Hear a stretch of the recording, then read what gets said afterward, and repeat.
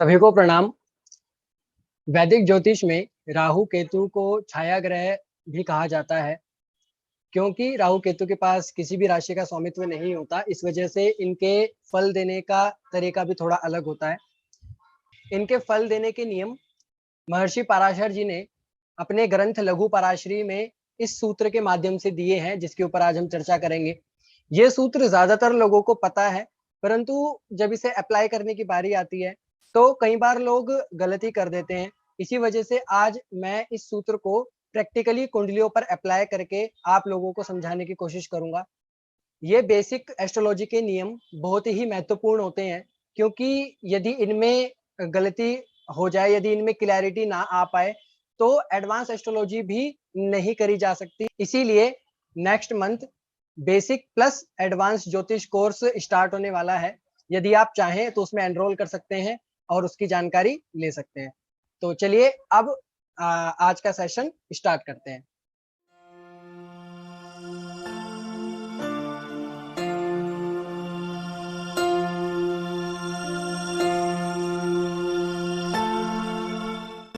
सूत्र कहता है, यद्यद् भावगतौ वापि यद्यद् भावेश संयुतौ तत्तत् फलानि प्रबलौ प्रदिशेताम तमोग्रहु। यद्यद् भावगतौ, जिस भी भाव में बैठे हो राहु और केतु, उस भाव के फल देते हैं, उस भाव के स्वामी के अनुसार फल देते हैं। यद्यद् भावेश संयुतौ, जिस भाव के स्वामी के साथ बैठे होते हैं उसके अनुसार भी वो फल करते हैं। क्योंकि राहु केतु की अपनी कोई राशि नहीं होती, इस वजह से वो जिस भी राशि में बैठते हैं उस राशि के स्वामी के अनुसार फल करते हैं, और जिस ग्रह के साथ बैठ जाते हैं उस ग्रह के अनुसार भी फल देते हैं। तत्तत् फलानि प्रबलौ प्रदिशेताम तमोग्रहु। अब इसकी व्याख्या मैंने हिंदी में भी लिखी है।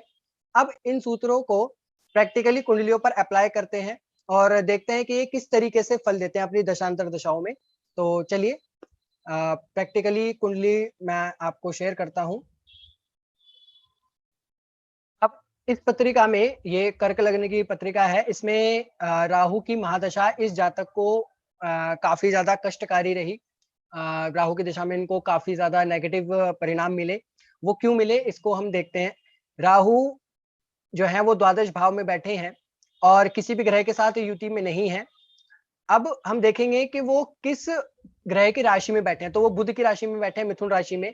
और कर्क लग्न में बुध, हम सभी को पता है कि त्रिषडाएश तृतीयेश हो जाते हैं और त्रिक भाव के स्वामी यानी द्वादशेश भी हो जाते हैं। तो कर्क लग्न में ये बुध गलत भावों के स्वामी होकर के अष्टम भाव में विराजित हैं। गलत भावों के स्वामी होकर के खराब ही भाव में वो बैठ गए, अष्टम भाव में, त्रिक भाव में वो चले गए। इस वजह से इस जातक को राहु की महादशा में काफी ज्यादा कष्ट मिले, काफी ज्यादा परेशानी हुई।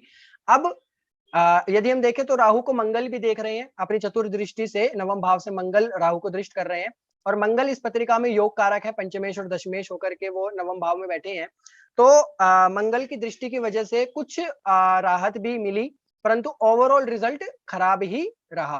तो इस तरीके से हम राहु की दशांतर, राहु और केतु दोनों की दशांतर दशाओं को इस तरीके से देखते हैं, इस तरीके से उनके रिजल्ट को हम निकालते हैं। अब मैं आपको एक दूसरी पत्रिका दिखाता हूं जिसमें राहु ने बहुत ज्यादा एक्सट्रीमली गुड, बहुत ही ज्यादा अच्छे रिजल्ट दिए। आप सभी को उनके नाम के बारे में आप सभी परिचित हैं ऑलरेडी। मैं एक सेकंड पत्रिका आपको दिखाता हूं। तो ये एक दूसरी पत्रिका है। इस पत्रिका में राहु की दशा बहुत ही ज्यादा फेवरेबल रही, बहुत ही ज्यादा अच्छे परिणाम इनको मिले। और ये पत्रिका कर्क लग्न की सचिन तेंदुलकर जी की है, जो कि बहुत ही फेमस क्रिकेटर हैं, आप सभी को पता है। अब इनकी पत्रिका में राहु छठे घर में बैठे हैं और चंद्रमा के साथ युति में है। तो चंद्रमा को पहले हम देखेंगे। चंद्रमा इस कुंडली में लग्नेश है। तो सबसे पहला जो प्लस पॉइंट हुआ वो लग्नेश के साथ युति में है राहु, इस वजह से त्रिकोणेश के साथ युति में है, तो ये एक प्लस पॉइंट हो गया। दूसरा, राहु जिनकी राशि में बैठे हैं, गुरु की वो राशि में बैठे हैं। गुरु इस पत्रिका में षष्ठेश और भाग्येश है। तो भाग्येश होने की वजह से दूसरे त्रिकोणेश के स्वामी होकर के वो केंद्र में बैठ गए। गुरु इनके पत्रिका में त्रिकोणेश होकर के केंद्र में बैठे हुए, एक राजयोग में बैठे हुए हैं मंगल के साथ। मंगल इस पत्रिका में ऑलरेडी योग कारक होते ही हैं कर्क लग्न में। तो ये राजयोग में गुरु यहाँ पर बैठे हुए हैं, भले ही नीच के हैं, परंतु ये राजयोग में हैं और इस वजह से इनकी जो राहु की महादशा रही, वो हम सभी को पता है। जो इनका राहु का टाइम पीरियड रहा, वो कितना बढ़िया रहा। सभी कुछ इन्होंने जो भी कुछ हासिल करा, वो राहु की महादशा में करा, उन्हीं 18 सालों में करा। तो इस तरीके से हम राहु की और केतु की दशा अंतर्दशा को देखते हैं। सबसे पहला स्टेप हमें देखना होता है कि राहु केतु किसके साथ बैठे हैं। वो ग्रह जिसके साथ बैठे हैं वो योग कारक है या नहीं। दूसरी चीज हमने देखनी होती है कि वो किसकी राशि में बैठे हैं। वो जिस भी किसी राशि में राहु केतु बैठे हैं, उसका स्वामी वो कहाँ बैठा है। वो केंद्र त्रिकोण में बैठा है, वो भी त्रिकोणेश केंद्रेश है, मतलब योग कारक प्लैनेट है, और वो केंद्र त्रिकोणेश होने के बाद वो केंद्र त्रिकोण में ही बैठ जाए। तो इस तरीके से यदि सिचुएशन में हो राहु केतु, तो वो अच्छे परिणाम देने वाले हो जाते हैं।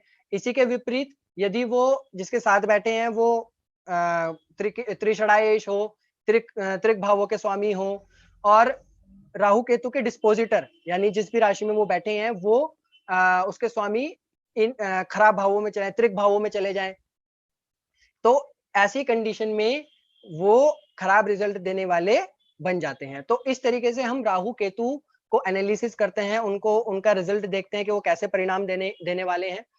तो मुझे आशा है ये जो सूत्र था ये आप लोगों को सही से समझ में आया होगा। कोई प्रश्न इसमें आप लोगों के मन में आए तो आप पूछ सकते हैं कमेंट बॉक्स में। मैं कोशिश करूंगा उसका उत्तर देने की। तो चलिए आज का ये सेशन यहीं समाप्त करते हैं और मैं मिलता हूं आपको अगली वीडियो में। तब तक के लिए सीखते रहें। धन्यवाद। प्रणाम।